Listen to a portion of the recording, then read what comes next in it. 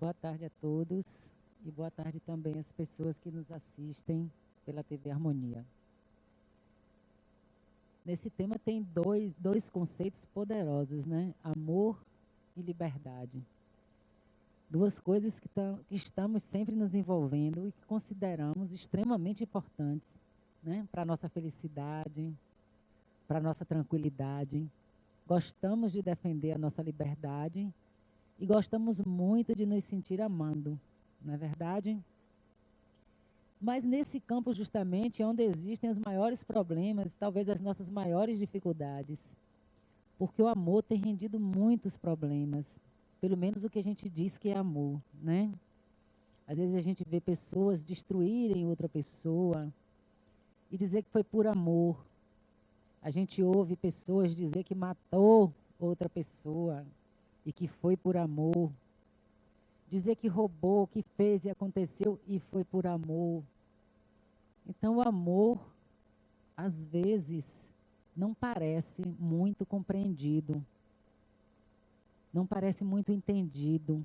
Então, pais, às vezes, mães, tiram do filho o direito de escolher sua profissão, de escolher seu caminho, e insistem que é por amor, que é porque querem o melhor para ele. Então, a gente percebe que muitas vezes, na nossa vida, nós fazemos confusão com o amor e colocamos ele em oposição à liberdade. Justamente o amor que deveria libertar termina sendo um amor que limita, que aprisiona, que às vezes dificulta para o outro, aquele que a gente ama justamente, ser feliz, estar leve na vida, respirar com tranquilidade, porque estamos de alguma forma como que perseguindo o objeto de nosso amor. E um dizia uma coisa interessante, que feliz era aquele que chegasse no final da vida, olhasse para trás e dissesse que nunca fez mal a ninguém que amou. Porque nós, invariavelmente, de alguma forma, muitas vezes por ignorância, muitas vezes por desinteresse, falta de atenção, estamos prejudicando aqueles que amamos, ao invés de libertá-los. E geralmente entramos também numa confusão tão grande que no final quem está de fora fica se questionando se amor ou o que é mesmo que aquela pessoa está falando, o que aquela pessoa está vivendo. Porque confusões são múltiplas, né? E às vezes essas pessoas conseguem até pegar, né, dentro da religião, situações que as favoreçam, por incrível que pareça. Eu estou falando isso porque eu me lembro de um caso contado sobre o Divaldo, muito interessante, porque nos dá ideia de como as pessoas fazem confusão com relação ao amor. Dizem que ele tinha feito uma palestra e estava recebendo as pessoas que se aproximavam para conversar com ele. E um senhor de mais de 60 anos, com uma jovem ao lado, chegou perto dele e disse: "Olha, Divaldo, finalmente eu encontrei o amor da minha vida. Tá vendo essa mulher aqui? É minha alma gêmea." E o povo adora a alma gêmea, né? É minha alma gêmea. E tanto é que finalmente nós nos encontramos nessa vida e a diferença de idade não foi problema. Não é meu amor. E a mulher confirmou. Realmente, nós somos almas gêmeas. Tudo bem, né? O que vai se dizer? Quem é que vai saber se o outro está se sentindo alma gêmea? Como é que a gente vai dizer que não é? Então ficou difícil entender qual era a dificuldade. Aí ele virou e disse: "Não, mas nós temos um problema." "Qual é o problema?" "Eu sou casado." "Eu sou casado." E aí é um problema para nós dois vivermos livremente o nosso amor. Quer dizer, o amor deles precisava de uma liberdade, né? Estava sendo constrangido pela pobre da esposa que ainda estava viva. "E aí, Divaldo, eu vim aqui lhe pedir um favor. Eu quero que você peça a dona Joana," imagine, Joana de Ângeles, né? Aquele espírito nobre, cheio de amor. "Peça a dona Joana para desencarnar minha esposa. Eu caso com essa daqui e prometo que recebo ela como filha." Que generosidade, né? Que sujeito generoso. desencarna a mulher, tira o problema, não tem partilha de bens, não tem zanga, não tem nada, e ela recebe como filho. E aí diz que Divaldo disse, eu tenho uma ideia melhor. Desencarno você, caso sua mulher com a jovem, e você vem como filho deles. O que é que você acha? É claro que ele não gostou da ideia, né? Mas veja só como as coisas são. Como às vezes a gente faz mistura dos sentimentos. Se ele realmente não estava mais vinculado à esposa, se era impossível para ele viver com ela, ele que providenciasse honestamente, diretamente a sua separação. Não é? Não é recorrer a um artifício, ainda querer que os espíritos instruídos, né, evoluídos, fossem desencarnar a esposa para tirar dele esse problema. E como se amor de almas gêmeas, como o povo fala, fosse um amor que só pudesse ser vivido de uma forma. E esse é o nosso primeiro problema com o amor. Nós achamos, quando amamos alguém, da forma que nós amamos esse alguém, o outro tem que corresponder da mesma forma. Porque se não corresponder, é um problema sério. Então, às vezes, a pessoa, a mulher ou o homem, nós estamos falando desse tipo de amor nesse momento, ele quer um relacionamento de casal. Um relacionamento para um casamento, para uma vida sexual. E o outro só consegue vê-lo como amigo ou como amiga. E aí essa pessoa fica desesperada porque ela não se conforma com a forma com que o outro a ama. Porque ela quer ser amada da forma que ela escolheu, ou da forma que ela sente. Como é que o amor flui numa situação dessas? Como é que pode acontecer o encontro de duas almas quando uma está decidida a definir qual é a forma que o outro vai amá-la? Porque ele pode continuar, ou ela, desejando de uma forma, mas ele não vai poder impor àquela outra criatura a forma que ele deseja. Mas ele poderá vivenciar o amor em outro ponto, de outra forma, mas ninguém se conforma, principalmente quando a paixão está envolvida. Todo mundo quer ser amado da forma que quer. Como se só existisse aquela forma que eu percebo e sinto. Então a gente percebe que a confusão é grande. E aí a gente vai ver o que os espíritos nos têm ensinado sobre amor. Porque aí a gente vai ter que se perguntar, isso é amor? Às vezes é. Como é que eu vou saber se é amor? Primeiro que eu não tenho essa condição de avaliar o sentimento do outro. Eu precisaria estar na cabeça dele, como diz Emmanuel, eu precisaria ter passado pelas mesmas coisas que ele passou, eu precisaria ter o mesmo tipo de raciocínio, de reflexão que ele tem. Então, eu não posso afirmar que é o que não é amor. Mas nós sabemos pelos espíritos, uma das coisas que eles dizem é que o amor é um fogo interior que todo mundo possui. O pior de todos os criminosos tem essa centelha dentro de si, que seria como que uma vocação para o amor e um desejo de amar. Todos nós temos isso. Mesmo as pessoas com mais dificuldade, pelo menos um animal, um objeto, um ideal ela tem. Porque é uma coisa que existe dentro de nós, como se fosse um DNA. É a prova de que nós somos filhos de Deus e que Deus é amor. Então nós somos impulsionados a amar. Por mais medo, por mais traumas, por mais dificuldades, nós todos queremos amar. Ninguém se sente feliz sem amar. E como os espíritos dizem, o pior dos criminosos tem alguém que ele ama e alguém que é importante para ele. E a gente vê isso às vezes, né? Na televisão, quando num sequestro, o autor do crime, né, tá lá pressionando com uma refém. O que a polícia normalmente faz? Procura algum parente, né, e leva É uma ameaça subliminar, né? Mas é a única coisa que faz ele parar, porque ali tem alguém que ele ama mesmo. Então, todos nós temos essa vocação para o amor. E por que é que, tendo esta vocação e sendo o amor um desejo de ligação, um desejo de estar com o outro, por que que dá tanta confusão? Por que será que dá essa confusão toda?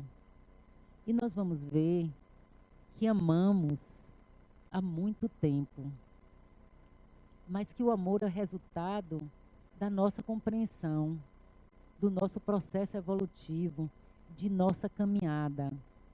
Aquele que mata por amor não quer dizer que não ame, mas quer dizer que ele ama dentro de uma grande limitação.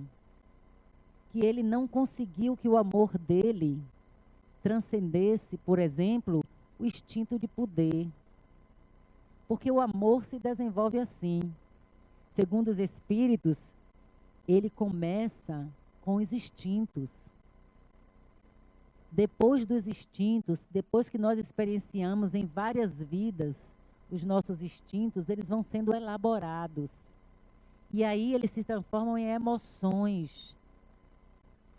Já é um avanço, porque se transformam em emoções. Mas emoções podem ser descontroladas, né? Geralmente são descontroladas e precisam também ser educadas.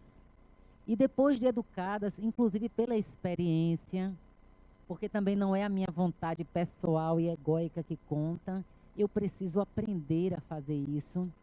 Não é porque eu deseje que agora eu vou ter um amor pela humanidade igual São Francisco de Assis. Não, eu vou morrer de inveja até o dia que eu conseguir. Mas não quer dizer que porque eu deseje, isso seja possível para mim. Então a gente vai caminhando, trabalhando as emoções. E aí eles dizem, o ponto alto é o sentimento. Mas o sentimento chega e o ponto alto do sentimento é que é o amor. Por aí a gente já vê a estrada que caminhamos para chegar no amor. O quanto a gente tem que experimentar e vivenciar e compreender e renunciar para poder finalmente poder entender o que é o amor e poder viver esse amor, sem aprisionar e sem ser prisioneiro dele. E aí a gente distingue 2 tipos de amor básico. Existem vários, de mãe, de filho, de amante, de irmão, de amigo. Mas a gente pode dizer 2 básicos, que é eros, que é aquele desejo de ligação, que pode envolver sexualidade, mas também pode se referir à família, pais, filhos, é aquele que traz, que quer a união, que se sente atraído, que busca o outro. E ágape, que é o amor divino. Com relação a esse, quando nós conseguimos chegar lá, já não há muito o que se preocupar, porque já é um amor desinteressado. Ele não visa alcançar nada, ele ama por amar. É o ser que já aprendeu a amar. São aqueles seres que nos livros de André Luiz, na literatura dele, são chamados quando existem obsessores muito renitentes, muito cruéis, que doutrinação, conversa, diálogo não é suficiente. Então eles chamam estes seres que já aprenderam a amar. E eles se materializam diante daquelas pessoas e pela energia que eles conduzem com eles, a energia amorosa, não precisam necessariamente usar palavras, mas a própria presença, irradiando o amor que eles sentem, toca e transforma aquele indivíduo incapaz de aceitar qualquer argumentação. Porque é como se fosse um convite para o que existe dentro dele. Porque quem ama de fato, quem é capaz de sentir amor, é capaz de perceber o amor no outro e é capaz de evocar o amor no outro. São aqueles seres que a presença deles desperta nas pessoas o que elas têm de melhor, o que elas têm de mais impressionante, a presença deles, eles passarem. É como Jesus na vida passa e comove e transforma e não precisa nem necessariamente ficar interagindo, nem convencendo, nem argumentando. Porque o amor que já foi desenvolvido, que o indivíduo já tem ele integrado dentro de si. Então é mais como se ele também já fosse o próprio amor, do que simplesmente o sentir amor. Mas o amor que mais confunde a gente, que mais traz problema, é esse amor mais humano. É esse amor que chamamos de eros, né? É esse desejo de estar com outro. E esse desejo de estar com outro, ele ainda está muito contaminado com as experiências com os instintos. Muitas vezes nós vemos amores desastrosos exatamente porque o instinto de poder está presente. Porque os instintos sexuais estão extremamente ativados e existe um ciúme muito grande com relação a outra pessoa. Essas coisas que ainda não foram elaboradas e que as pessoas estão em fase de transição. Então, esse amor pode ser facilmente contaminado por essas coisas. E, de repente, a gente vê o amor virar ódio, virar rancor. As pessoas estavam cheias de amor. Quando se separam, é uma luta terrível. A pessoa é incapaz de lembrar que aquele ser foi um ser que ela amou. E se o amor não acaba, ainda ama. Ainda que a pessoa decida viver com outra pessoa ou encerrar aquele relacionamento, não quer dizer que ela deixou de amar. Muitas vezes a gente vê as pessoas desistirem de um casamento e a maior dificuldade delas é aceitar que ainda amam um parceiro. Sabe por que elas ainda amam? Porque o amor verdadeiro, ele não acaba. Ele muda de formas de expressão, mas ele não acaba. Nunca que o que acontecer àquele indivíduo que a gente amou vai ser uma coisa indiferente para nós. Não. Mesmo que esteja ligados à dor e a sofrimento, jamais será algo que vai passar por nós com indiferença. Não tem como. Porque uma vez que tem amado, não há como deixar de amar. Mas nós nos violentamos dizendo que deixamos de amar. O que pode ter acontecido é que a forma de expressão desse amor não me faz mais feliz daquela forma. Mas não quer dizer que o amor não exista, porque o contrário do amor nunca foi o ódio. O contrário do amor é a indiferença. Quando as pessoas passam indiferentes um pelo outro, como se ela não existisse, como se aquela pessoa morresse e não fizesse a menor diferença, ali não existe amor. Mas quando eu me toco de alguma forma com relação a uma pessoa, claro que existe um sentimento. Agora, é claro que não é ainda o amor elaborado. Não é ainda aquele amor que passou pela experiência e pôde ser transformado de tal forma em que saísse dele essas contaminações dos instintos e às vezes é dos apegos. Às vezes, simplesmente o outro, porque eu amo, ele tem que ficar comigo, ele tem que viver comigo para sempre. E isso não é justo. Porque no momento em que eu obrigo alguém a viver para mim, contrária à vontade dessa pessoa, eu não estou mais vivendo o amor. Eu já estou funcionando dentro de uma escravidão. E os Espíritos nos ensinam, qualquer constrangimento de um homem sobre outro homem, não é condenado pela lei de Deus, porque é contrário à lei do amor.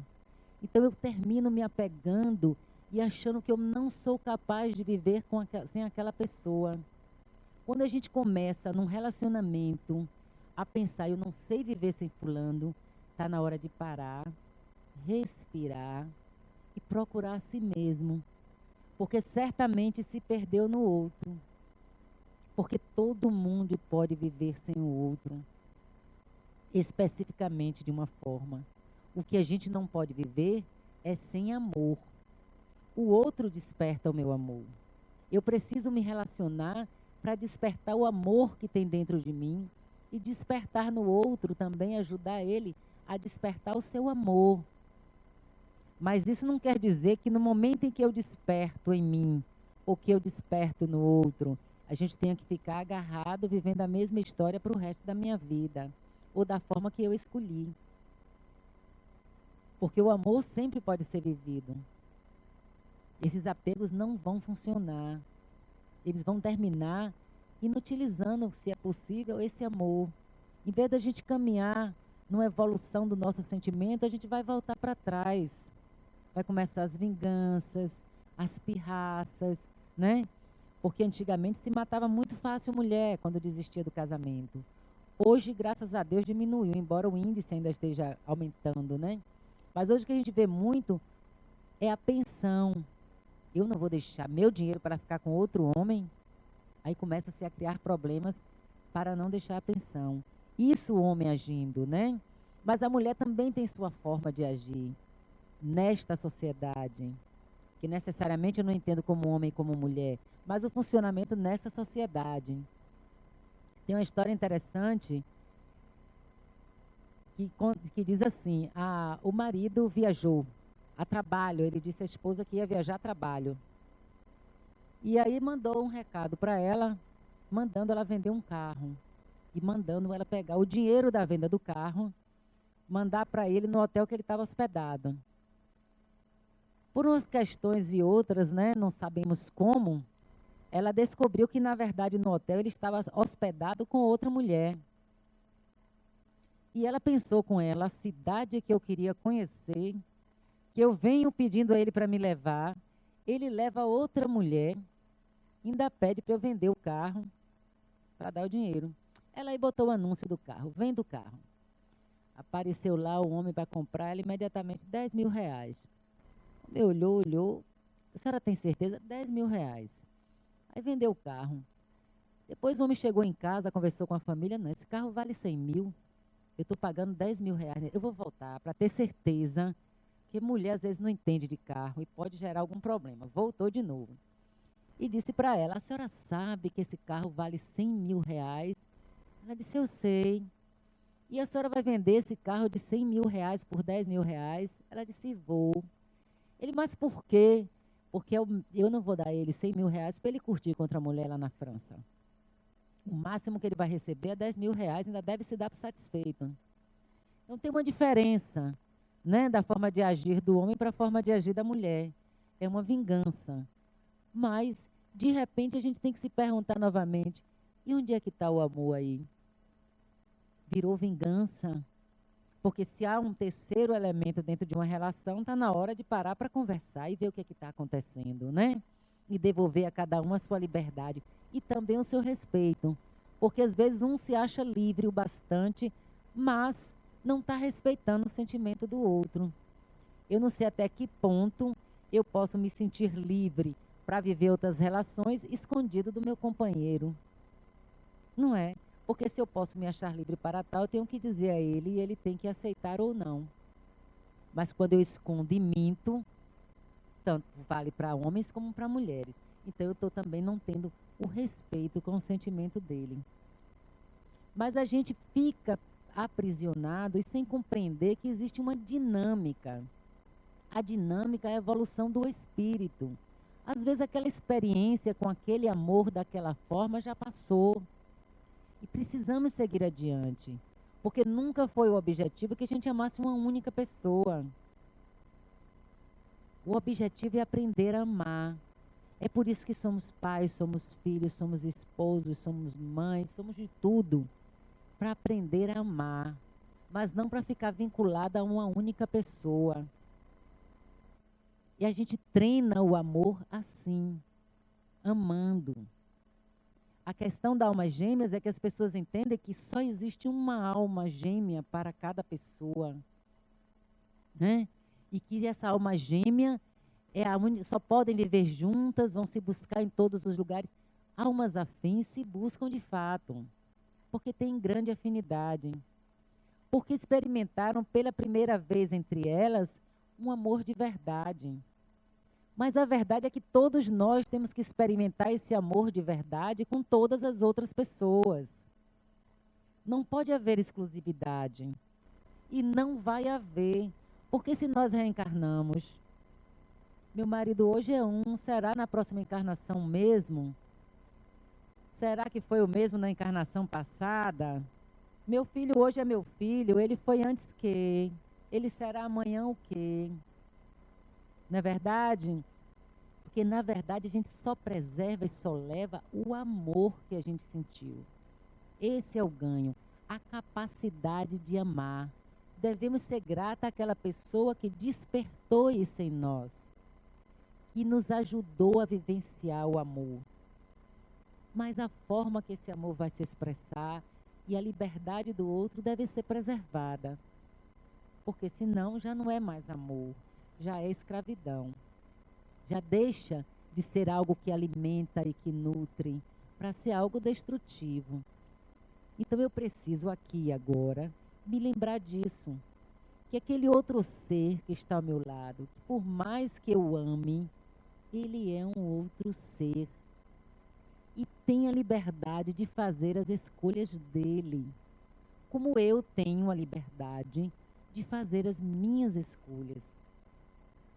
E mais, isso não quer dizer que não possa continuar o amor. E a gente pode se lembrar disso no livro de André Luiz, Nosso Lar. Lembram que ele passou 8 anos no umbral. Quem não leu o livro assistiu o filme, é um pouquinho diferente, mas é mais ou menos a mesma coisa. E quando ele chega em Nosso Lar, ele quer logo ver a família. E o que é que ele imagina? Ele imagina que a mulher dele está lá, chorando, sofrendo, né? Esperando por ele, os filhos também. E ele doido para ir lá consolá-los, né, com a presença dele. E o pessoal em Nosso Lar só adiando, dando enroladinha nele, né? Deixe para depois, não pense nisso agora. E preparando ele. Porque quando finalmente ele pôde vir para o lar dele, a esposa dele já estava casada com outro homem. Amava o outro homem. Os filhos não falavam sobre ele. Somente uma filha se lembrava dele. Os outros não se lembravam mais dele. O retrato dele na casa dele, que ele gostava tanto, já tinha saído, porque o novo marido não ia consentir em ficar com a foto do ex-marido na parede, né? Não ia consentir uma coisa dessa. E ele ficou sofrido.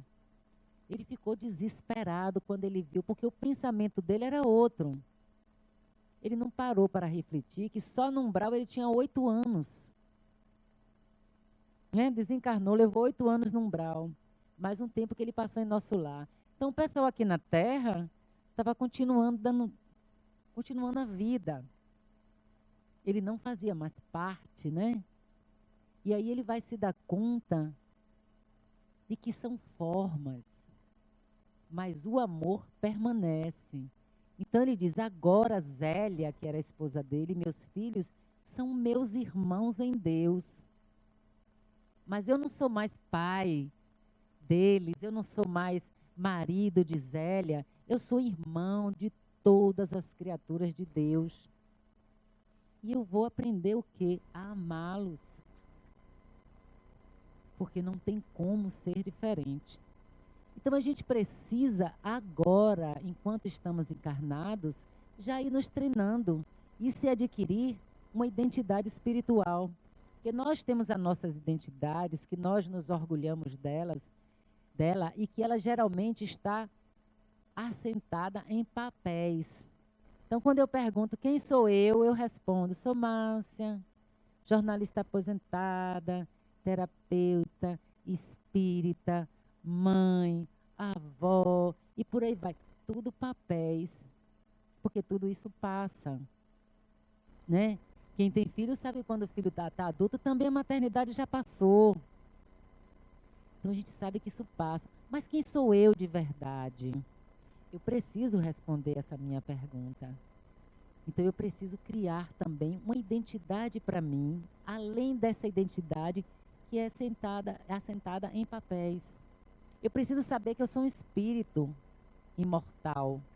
E como espírito imortal, é óbvio que meu amor não acaba. É claro que eu vou encontrar com o objeto do meu amor em outro momento, em outro lugar.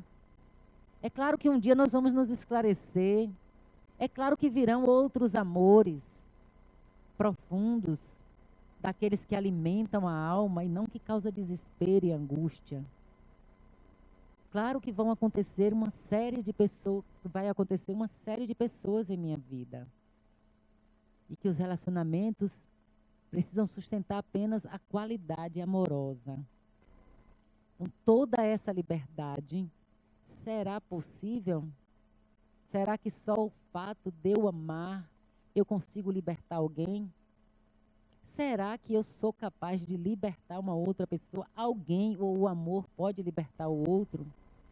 Que nós temos que observar também que nós não nos comportamos como pessoas livres. Os espíritos perguntam, Kardec pergunta aos espíritos, né? Que circunstância o homem é absolutamente livre? E os espíritos respondem, na condição de um eremita no deserto. Só lá ele pode ser absolutamente livre. Porque se existe uma pessoa ao lado dele, ele já não é absolutamente livre. Porque ele necessariamente vai ter que respeitar o direito do outro. Ele não poderá fazer, vamos dizer assim, o que quiser e bem entender. Nenhum de nós poderá fazer. E não é estranho que exatamente nosso desejo tão grande de liberdade e nosso desejo de amar traga essa contradição. Porque o desejo de amar é o desejo de vincular-se. Mas na medida em que eu me vinculo, eu diminuo minha possibilidade de liberdade. Mas isso como uma escolha. E às vezes não como escolha. Nós vivemos em sociedade. Quem diz aqui que a gente pode fazer tudo o que quer? Pode ouvir som no apartamento porque quer até 4 horas da manhã, às altas alturas? Não pode. Tem uma série de coisas que nós não podemos fazer. Então a gente já vê que a liberdade também é relativa. A gente precisa também trabalhar essa liberdade. E eles vão dizer para a gente assim, onde nós somos absolutamente livres? No pensamento e na consciência. Porque no corpo de carne, vivendo em sociedade ou amando o outro, a gente já não é tão livre. A gente já tem que fazer algumas concessões. Nós temos que fazer algumas concessões que são importantes. E que essa liberdade também, apesar dela parecer tão pequena, nós fazemos ela ainda menor. Porque também para ser livre, precisamos de nível evolutivo compatível. Nós só temos a liberdade que somos capazes de perceber. Uma criança é livre, mas ela só vai buscar aquilo que ela pode compreender. Ela não vai buscar além. Da mesma forma, o adulto que é mais livre ainda, porque é um adulto, dependendo do estágio evolutivo dele, ele vai procurar o que ele pode compreender. Então, de alguma forma, a liberdade não é absoluta. Eu só vou poder desejar para mim aquilo que eu for capaz de entender. Eu não vou poder desejar mais do que isso. Só mais adiante, quando eu for evoluindo. Então, amor e liberdade estão relacionados diretamente ao nível evolutivo do que nós somos capazes de fazer com o nosso amor e com a nossa liberdade. Ambos precisam ser educados. Se eu tenho meus complexos, né? Se eu tenho meu complexo, por exemplo, de inferioridade, eu tenho uma marca de limitar a minha vida muito. Porque eu vou ter medo, eu já acho que eu sou pouca, que eu não sou capaz, que eu não tenho condições, etc e tal. Eu tenho uma liberdade, mas não vou usar da minha liberdade. Porque meu complexo de inferioridade não vai permitir. Assim, dificuldades internas que nós temos, que dificultam que a gente possa viver este amor e esta liberdade da forma mais importante. Mas nós podemos nos proteger no sentido de procurar explorar com menos sofrimento e menor limitação a nossa condição de amar e de ser livres. E a única forma de fazer isso é ter atenção para esse amor. O amor que eu sinto pelas pessoas, né? Por fulano, por cicrano, este amor está contaminado com o quê? Ou não está? O que eu preciso aprender a respeitar com relação ao outro? Porque nós podemos elevar a vibração do nosso amor. Porque a energia, o amor é que a gente põe em movimento, ele já existe dentro de nós, a gente coloca em movimento. Então eu posso elevar o padrão desse meu amor. Se eu refletir sobre ele, se eu orar, se eu entender, tentar compreender o outro, se eu perceber que a vida é feita de papéis e que os papéis mudam. Hoje eu sou uma coisa, amanhã eu sou outra, mas eu sou um espírito imortal, isso permanece, e meu amor é imortal como eu sou, também o meu amor vai permanecer. Também o amor do outro vai permanecer. O que vai mudar são as aparências, é o externo. O interno só muda se a gente, apegado às aparências, começar a transformar o amor em raiva e ressentimento e em mágoa. Só vai dar trabalho. As reuniões mediúnicas a gente vê os espíritos, do que é que eles se queixam? Na imensa maioria das vezes é mágoa, traição, né? Traição de amigo, traição de esposa, todas essas coisas de marido. Porque esse é o nosso maior problema. A nossa maior dificuldade é esse amor de liberdade. É essa capacidade de nos sentirmos livres, de entendermos que o nosso amor pode ser e será da forma possível, que a gente pode libertar o outro. Se a gente não tiver essa compreensão, a gente não liberta o outro. E no meio de tantas formas apegadas de se amar, a gente só pode adoecer. A gente pensa que não, mas às vezes o amor desequilibrado, o amor apegado, adoece as pessoas. Adoece a quem sente, adoece também a pobre da criatura que nós amamos. Então a gente precisa testar e treinar e observar e não deixar que este amor se contamine. Essa é a nossa responsabilidade. Nos perguntarmos, estou com raiva de fulano, quero me separar, o que vai acontecer? Eu me perguntar a mim mesmo, o que meu amor deseja? O que meu amor pode fazer? E avaliar. E pensar antes de agir. Em deixar o instinto, esse instinto precisa ser educado. Eu vou deixar o amor falar. Tem um livro de Emmanuel, se não me engano, que é Renúncia. Aí é um espírito muito evoluído. Ela encarnou com um marido muito pouco, né, cheio de problemas. Desculpa, ela encarnou com um homem do qual ela amava muito, mas o nível evolutivo deles era bem diferente, né? Então ela encarnou com ele, cheia de amor para dar, mas ele criava uma série de problemas. Ela tinha um compromisso, tinham combinado, ela tinha um compromisso com a família, porque tinha uma mãe doente e um filho com graves problemas mentais. Desculpe, o filho não, o irmão. E ele tinha se compromissado de ser pastor, né? Ele ia ser católico, ia ser padre, ia cuidar das almas. E eles iam se encontrar para nutrir um ao outro, pelo amor que eles sentiam. Ela, principalmente, para dar suporte energético a ele. Ele vai e se apaixona por ela. E quer que ela abandone a família, a mãe, o irmão. E ela, não posso fazer isso. Me espere, porque eu vou terminar de ajudar minha família. Ele vai embora, viaja. Ela termina o trabalho dela. Quando ela procura ele, ele já casou com outra. Isso é uma alma gêmea, um amor horrível que ele sentia por ela. Casou com outra. Ela aparece na vida dele novamente, se encontram. Ele aí conta que já casou. Ela diz, bom, então não podemos fazer mais nada, né? Aí ele diz que não gosta da mulher, que é infeliz, não sei o quê. Aí a mulher, muito evoluída, vira para ele e diz assim, então faça o seguinte, eu vou morar na sua casa, trabalhar e ajudar você e sua esposa a serem felizes. Ele não quer, ele quer largar a mulher e casar com ela. E ela diz, não, não pode ser assim.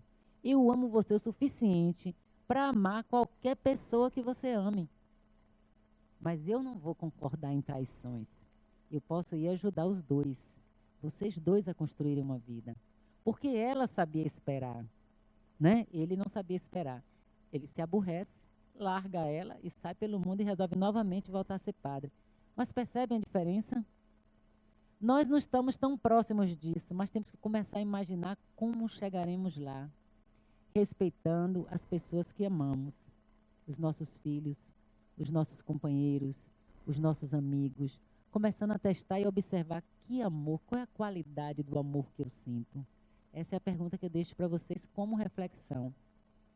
dentro do meu processo de cura, eu preciso experimentar em mim mesma e responder essa pergunta: qual a qualidade do amor que eu sou capaz de sentir e o que como as pessoas que eu amo são beneficiadas por esse amor. É uma caminhada importante na escala evolutiva. Obrigado pela atenção, boa noite a vocês, ao pessoal da TV Harmonia.